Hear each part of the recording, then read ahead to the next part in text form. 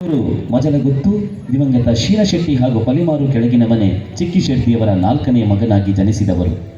ಗುತ್ತಿನ ಕೂಡು ಕುಟುಂಬದಲ್ಲಿ ಬೆಳೆಯುತ್ತಾ ತಮ್ಮ ಪ್ರಾಥಮಿಕ ಶಿಕ್ಷಣವನ್ನು ಮುಗಿಸಿ ತದನಂತರ 1955ರಲ್ಲಿ ತನ್ನ ಜನ್ಮಭೂಮಿಯನ್ನು ಬಿಟ್ಟು ಕರ್ಮಭೂಮಿಯಾದ ಮುಂಬೈಗೆ ಪಯಣ ಬೆಳೆಸಿದವರು ತಾವು. ಸರ್ವಸಾಧಾರಣ 3 ವರ್ಷಗಳ ಕಾಲ ಕಂಪನಿಯಲ್ಲಿ ಕೆಲಸ ಮಾಡುತ್ತಾ ತಮ್ಮ ಸಂಬಂಧಿಕರೊಡನೆ ಇದ್ದು 1958ರಲ್ಲಿ ಕಬಡ್ಡಿ ತಂಡವನ್ನು ಸೇರಿಕೊಂಡಿರಿ. ಇಲ್ಲಿ ಶುರುವಾಯಿತು ನಿಮ್ಮ ಆಟದ ಮೇಲಿನ ಆಸಕ್ತಿ ಮತ್ತು ಗೌರವ. ಇದನ್ನು ನೀವು ತುಂಬ ಶ್ರಮಪಟ್ಟು ಮುಂದುವರಿಸುತ್ತಾ ಬಂದಿರುವಿರಿ. 1963ರಲ್ಲಿ ವೆಸ್ಟರ್ನ್ ರೈಲ್ವೆ ತಂಡದಲ್ಲಿ ಆಡಿ ಅತ್ಯುತ್ತಮ ಪ್ರದರ್ಶನವನ್ನು ತೋರಿಸಿ ತಾನೊಬ್ಬ ಒಳ್ಳೆಯ ಕಬಡ್ಡಿ ಆಟಗಾರನೆಂಬ ಬಿರುದನ್ನು ತನ್ನದಾಗಿಸಿಕೊಂಡವರು ತಾವು. 1965ರಲ್ಲಿ ಮಹಾರಾಷ್ಟ್ರ ತಂಡವನ್ನು ಸೇರಿ ರಾಷ್ಟ್ರಮಟ್ಟದಲ್ಲಿ 10 ವರ್ಷ ತನ್ನ ತಂಡವನ್ನು ಮುನ್ನಡೆಸಿದ್ದೀರಿ. ತದನಂತರ 1973ರಲ್ಲಿ ಇಂಡಿಯನ್ ರೈಲ್ವೆ ತಂಡವನ್ನು ಸೇರಿ ಆಟವನ್ನು ಅದರಲ್ಲಿಯೇ ಮುಂದುವರಿಸಿರುವಿರಿ. 1971ರಿಂದ 1973ರ ಈ 2 ವರ್ಷದ ಅವಧಿ ಮಹಾರಾಷ್ಟ್ರದ ಕಬಡ್ಡಿ ತಂಡದ ಕ್ಯಾಪ್ಟನ್ ಆಗಿ ತಂಡವನ್ನು ಮುನ್ನಡೆಸಿದವರು ತಾವು. ಈ ಸಂದರ್ಭದಲ್ಲಿ ಕಬಡ್ಡಿಯಲ್ಲಿ ಒಳ್ಳೆಯ ಆಟಗಾರ ಎಂದೆನಿಸಿ ಮಹಾರಾಷ್ಟ್ರ ಸರ್ಕಾರವು ನಿಮಗೆ ಛತ್ರಪತಿ ಶಿವಾಜಿ ಬಿರುದು ಕೊಟ್ಟು ಪುರಸ್ಕರಿಸಿತ್ತು.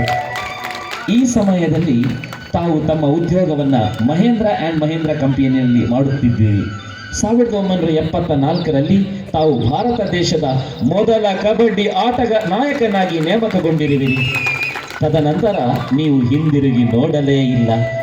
ಭಾರತದ ಕೆಲವು ರಾಜ್ಯಗಳಲ್ಲಿ ತನ್ನ ತಂಡದ ಪ್ರದರ್ಶನವನ್ನು ನೀಡಿರುವಿರಿ. ಹಲವು ಬಾರಿ ಭೂತಾನ್, ನೇಪಾಳಕ್ಕೆ ಹೋಗಿ ಅಲ್ಲಿ ಕಬಡ್ಡಿ ಆಡಿ ಒಳ್ಳೆಯ ಪಾರಿತೋಷಕವನ್ನು ತಮ್ಮದಾಗಿಸಿಕೊಂಡವರು ತಾವಲ್ಲವೇ? ಕಲ್ಕತ್ತಾ, ದಿಲ್ಲಿ, ಮಹಾರಾಷ್ಟ್ರ, ಚೆನ್ನೈ, ಭಾರತದ ಇನ್ನಿತರ ರಾಜ್ಯಗಳಲ್ಲಿ ತನ್ನ ತಂಡವನ್ನು ಮುನ್ನಡೆಸಿದ ತಮಗೆ ಒಳ್ಳೆಯ ಗೌರವವನ್ನು ಮಹಾರಾಷ್ಟ್ರದ ಮುಖ್ಯಮಂತ್ರಿ ಅಂದರೆ ಆಗಿನ ಕಾಲದ ಶರದ್ ಪವಾರ್ ಅವರಿಂದ ಸನ್ಮಾನ ಸತ್ಕಾರವನ್ನು ಪಡೆದವರು ತಾವು. ತಮ್ಮ 25 ವರ್ಷದ ತಾರುಣ್ಯವನ್ನು ಕಬಡ್ಡಿ ತಂಡಕ್ಕೆ ಮುಡಿಪಾಗಿಟ್ಟವರು ತಾವು. 1981ರಲ್ಲಿ ಮಹೇಂದ್ರ ಕಂಪನಿಯಲ್ಲಿ ಉದ್ಯೋಗವನ್ನು ಮುಂದುವರಿಸುತ್ತಾ ಕಬಡ್ಡಿ ತಂಡಕ್ಕೆ ವಿದಾಯವನ್ನು ಹೇಳಿರುವಿರಿ. ತದನಂತರ ಸೌತ್ ಕೆನರಾ ಸ್ಪೋರ್ಟ್ಸ್ ಕ್ಲಬ್ನಲ್ಲಿ ಹಲವು ವರ್ಷ ಕಬಡ್ಡಿ ಕೋಚ್ ಆಗಿ ನೇಮಕಗೊಂಡವರು ತಾವು. ಮಾನ್ಯರೇ, ಈಗ ತಾವು ತಮ್ಮ ಕರ್ಮಭೂಮಿಯನ್ನು ಬಿಟ್ಟು ಜನ್ಮಭೂಮಿಗೆ ಬಂದು ತನ್ನ ಮಡದಿ ಶ್ರೀಮತಿ ಸಂಪಾ ಶೆಟ್ಟಿ ಹಾಗೂ ಮಕ್ಕಳಾದ ಉಷಾ ಶೆಟ್ಟಿ, ಆಶಾ ಶೆಟ್ಟಿ, ಚಂದ್ರಹಾಸ್ ಶೆಟ್ಟಿ ಹಾಗೂ ಮೊಮ್ಮಕ್ಕಳೊಂದಿಗೆ ವಿಶ್ರಾಂತ ಜೀವನವನ್ನು ನಡೆಸುತ್ತಿದ್ದೀರಿ. ನಿಮ್ಮ ಮುಂದಿನ ಜೀವನವು ಸುಖಮಯವಾಗಿರಲಿ. ನಿಮಗೆ ಶ್ರೀ ಮಹಾಲಿಂಗೇಶ್ವರ ಮಹಾಗಣಪತಿ ದೇವರು ಹಾಗೂ ತಾವು ನಂಬಿರುವ ದೈವ ದೇವರು ಆಯುರಾರೋಗ್ಯ ಕೊಟ್ಟು ಕಾಪಾಡಲಿ ಎಂದು ಹಾರೈಸುವ ಅಧ್ಯಕ್ಷರು ಮತ್ತು ಸರ್ವ ಸದಸ್ಯರು ಹೊಯ್ಗೆ ಫ್ರೆಂಡ್ಸ್, ಹೊಯ್ಗೆ ರಿಜಿಸ್ಟರ್ಡ್, ಪಲಿಮಾರು. ದಿನಾಂಕ 24/1/2026.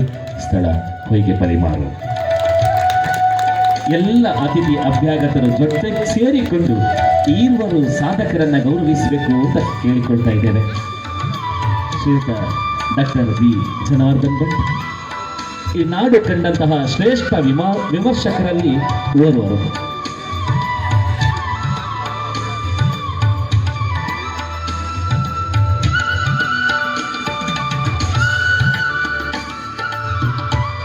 ವೃತ್ತಿಯಲ್ಲಿ ನಿವೃತ್ತಿಯಾದರೂ ಕೂಡ ಪ್ರವೃತ್ತಿಯನ್ನು ಸದಾ ಮುಂದುವರಿಸಿಕೊಂಡು ಬರುತ್ತಿರುವಂತಹ ತಮ್ಮ ಸೇವೆಗೆ ಸದಾ ನಮೋ ನಮೋ ನಮೋ ಎಂಬೆವು.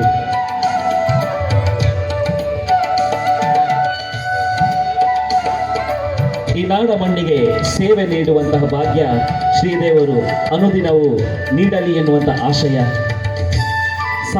ಸಾಸಿರ ವಿದ್ಯಾರ್ಥಿಗಳ ಬಾಳಿನಲ್ಲಿ ಜ್ಞಾನಧಾರೆಯನ್ನು ಮೊಗೆದು ದಾರೆ ಎರೆದವರು ತಾವಲ್ಲವೇ? ಈ ಸಂದರ್ಭದಲ್ಲಿ ನಮಗೆ ಅಭಿನಂದಿಸಿಕೊಳ್ಳುವುದು ಹೊಯ್ಗೆ ಫ್ರೆಂಡ್ಸ್, ಹೊಯ್ಗೆ ಪಲಿಮಾರು 13ನೇ ವಾರ್ಷಿಕೋತ್ಸವದ ಈ ಸಂದರ್ಭದಲ್ಲಿ ಬಹಳಷ್ಟು ಹೆಮ್ಮೆ ಪಡ್ತಾ ಇದ್ದೇವೆ. ಪಲಿಮಾರು ಸರ್ಕಾರಿ ಪದವಿ ಪೂರ್ವ ಕಾಲೇಜಿನಲ್ಲೂ ಕೂಡ ಇಂಗ್ಲಿಷ್ ಉಪನ್ಯಾಸಕರಾಗಿ ಕಾರ್ಯವನ್ನು ನಿರ್ವಹಿಸಿದ್ದೀರಿ. ಈ ಸುತ್ತಲಿನ ಅದೆಷ್ಟೋ ವಿದ್ಯಾರ್ಥಿಗಳ ಬಾಳಿಗೆ ಜ್ಞಾನಧಾರೆಯನ್ನು ಧಾರೆ ಎರೆದವರು ತಾವು. ಇನ್ನೋರ್ವರು ಬುದ್ಧಿನಾರ್, ವಂದನೆಗಳು ಸರ್. ಇನ್ನೋರ್ವರು ಬುದ್ಧಿನಾರ್ ಶ್ರೀ ಶೇಖರ್ ಶೀನಶೆಟ್ಟಿ.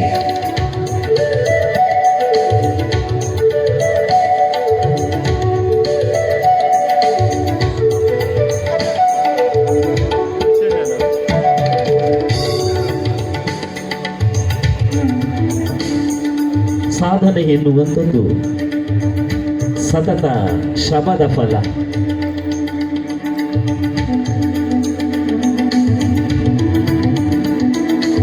ಜನ್ಮಭೂಮಿಯಿಂದ ಕರ್ಮಭೂಮಿಗೆ ತೆರಳಿ ತನ್ನ ಆಟವನ್ನ ಜಗತ್ತಿಗೆ ಪರಿಚಯಿಸಿದವರು ತಾವು. ತುಳುನಾಡಿನ ಹಳ್ಳಿಯಲ್ಲಿ ಹುಟ್ಟಿದ ಕೋರನೋರ್ವ ಮುಂದೊಂದು ದಿನ ದೇಶದ ಕಬಡ್ಡಿ ತಂಡದ ನಾಯಕನಾಗ್ತಾನೆ ಎನ್ನುವಂಥದ್ದು ವಿಧಿಲಿಖಿತ. ಆ ಒಂದು ಖುಷಿ, ಸಂತಸ, ಸಂಭ್ರಮ, ಸಡಗರ ಎಲ್ಲವನ್ನ ಜೊತೆ ಸೇರಿಸಿಕೊಂಡು ಚಪ್ಪಾಳೆಯ ಸದ್ದಿನ ಸುದ್ದಿಯನ್ನ ಪಲಿಮಾರಿನ ಈ ವೇದಿಕೆಯಲ್ಲಿ ರವಾನಿಸಿಕೊಂಡವರಿದ್ದೇವೆ. ಶ್ರೀದೇವರು ಆಯುರಾರೋಗ್ಯ ಸುಖ ಶಾಂತಿ ನೆಮ್ಮದಿಯನ್ನಿಟ್ಟು ಕರುಣಿಸಲಿ ಎನ್ನುವುದೇ ನಮ್ಮೆಲ್ಲರ ತುಂಬು ಮನದ ತುಂಬು ಹೃದಯದ